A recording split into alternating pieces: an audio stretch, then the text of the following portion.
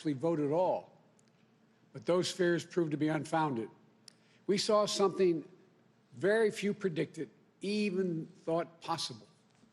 The biggest voter turnout in the history of the United States of America. A number so big that this election now ranks as the clearest demonstration of the true will of the American people. One of the most amazing demonstrations of civic duty we've ever seen in our country. It should be celebrated, not attacked. More than 81 million of those votes were cast for me and Vice President-elect Harris. That, too, is a record. More than any ticket has received in the history of America. It represents a winning margin of more than 7 million votes over the number of votes cast for my opponent. Together, the Vice President-elect Harris and I earned 306 electoral votes, well exceeding the 270 electoral votes needed to secure victory. 306 electoral votes is the same number of electoral votes that Donald Trump and Vice President Pence received when they won in 2016. Excuse me. At the time, President Trump called the Electoral College tally a landslide. By his own standards, these numbers represented a clear victory then, and I respectfully suggest they do so now. If anyone didn't know before, they know now. What beats deep in the hearts of the American people is this: democracy. The right to be heard, to have your vote counted, to choose leaders of this nation, to govern ourselves. In America, politicians don't take power. People grant power to them. The flame of democracy was lit in this nation a long time ago. And we now know nothing, not even a pandemic or an abuse of power, can extinguish that flame. And as the people kept it aflame, so too did courageous state and local officials and election workers. American democracy works because America makes it work at a local level.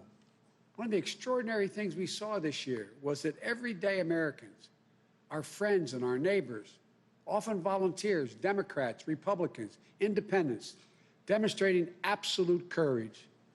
They showed a deep and unwavering faith in and a commitment to the law. They did their duty in the face of a pandemic. And then they could not and would not give credence to what they knew was not true. They knew this election was overseen. It was overseen by them. It was honest. It was free. And it was fair. They saw it with their own eyes. And they wouldn't be bullied into saying anything different. It was truly remarkable because so many of these patriotic Americans are subject to so much enormous political pressure, verbal abuse, and even threats of physical violence. While we all wish that our fellow Americans in these positions will always show such courage and commitment to free and fair elections, it is my sincere hope we never again see anyone subjected to the kind of threats and abuse we saw in this election. It's simply unconscionable. We owe these public servants a debt of gratitude. They didn't seek the spotlight. You know, and our democracy survived because of them, which is proof, once more, that it's everyday Americans infused with honor, character, and decency that is the heart of this nation. You know, in this election, their integrity was matched by their strength, independence, and the integrity of our judicial system.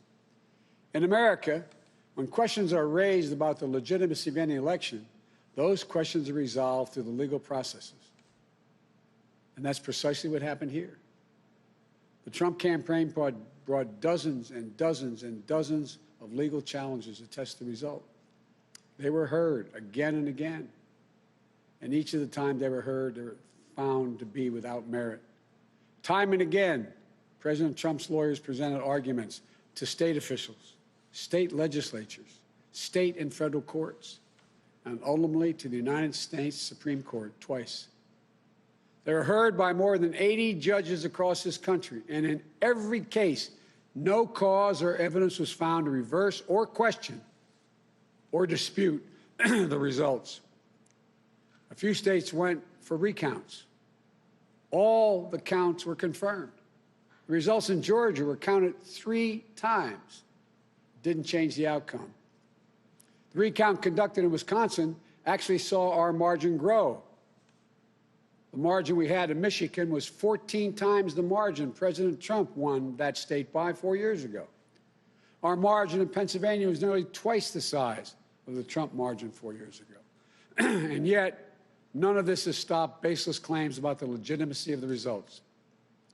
Even more stunning, 17 Republican attorneys general and 126 Republican members of the Congress actually signed on to a lawsuit filed by the state of Texas. That lawsuit asked the United States Supreme Court to reject the certified vote counts in Georgia, Michigan, Pennsylvania, and Wisconsin.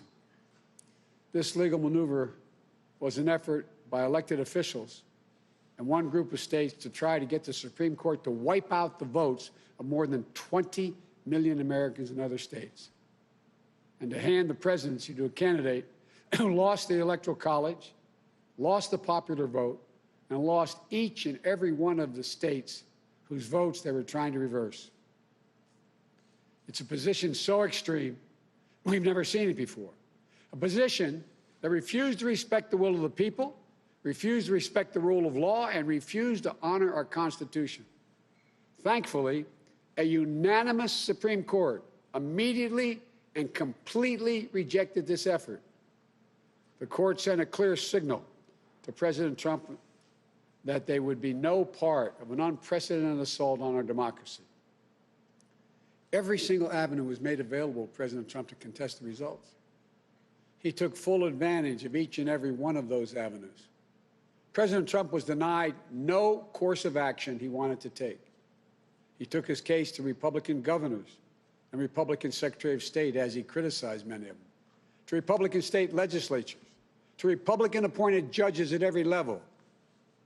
And in a case decided after the Supreme Court's latest rejection, a judge appointed by President Trump wrote, quote, "This court has allowed the plaintiff the chance to make his case, and he has lost on the merits," end of quote. Lost on the merits. Even President Trump's own cybersecurity chief, overseeing our elections, said it was the most secure election in American history, and summarily was let go. Let me say it again. His own cybersecurity chief, overseeing this election, said it was the most secure in American history. You know, respecting the will of the people is at the heart of our democracy, even when we find those results hard to accept. But that's the obligation of those who've taken on a sworn duty to uphold the Constitution. 4 years ago, when I was a sitting vice president of the United States, it was my responsibility to announce the tally of the Electoral College votes in the joint session of Congress that voted to elect Donald Trump. I did my job. And I'm pleased, but not surprised, by the number of my former Republican colleagues in the Senate who have acknowledged already the results of the Electoral College. I thank them, and I'm convinced we can work together for the good of the nation on many subjects. That's the duty owed to the people, to our Constitution, to our history. You know, in this battle for the soul of America, democracy prevailed. We, the people, voted. Faith in our institutions held. The integrity of our elections remains intact. And now it's time to turn the page, as we've done throughout our history, to unite, to heal. As I said in this campaign, I will be president for all Americans. I'll work just as hard for those of you who didn't vote for me as I will for those who did. There's urgent work in front of us. Getting this pandemic under control and getting the nation vaccinated against this virus. Delivering immediate economic help so badly needed by so many Americans who are hurting today. And then building our economy back better than it ever was.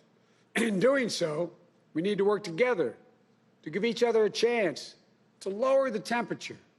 And most of all, we need to stand in solidarity as fellow Americans, to see each other, our pain, our struggles, our hopes, and our dreams. We're a great nation. We're good people. We may come from different places, hold different beliefs, but we share in common a love for this country, a belief in its limitless possibilities. For we, the United States of America, has always set the example for the world for a peaceful transition of power. We'll do so again. I know the task before us won't be easy. It's tempered by the pain so many of us are feeling. Today, our nation passed a grim milestone, 300,000 deaths due to this COVID virus. My heart goes out to each of you in this dark winter of the pandemic, about to spend the holidays and the new year with a black hole in your hearts, without the ones you loved at your side. My heart goes out to all of you who have fallen in hard times through no fault of your own, unable to sleep at night, staring at the ceiling, weighed down by the worry of what tomorrow will bring for you, and equally important for your family. But we've faced difficult times before in our history. I know we'll get through this one, but together. That's how we get through it, together. So as we start the hard work to be done, may this moment give us the strength to rebuild this house of ours upon a rock that can never be washed away. As in the prayer of St. Francis, for where there is discord, union, where there is doubt, faith, where there is darkness, light. This is who we are as a nation. This is the America we love. And that is the America we're going to be. So thank you all. May God bless you. And may God protect our troops and all those who stand watch over our democracy. Thank you.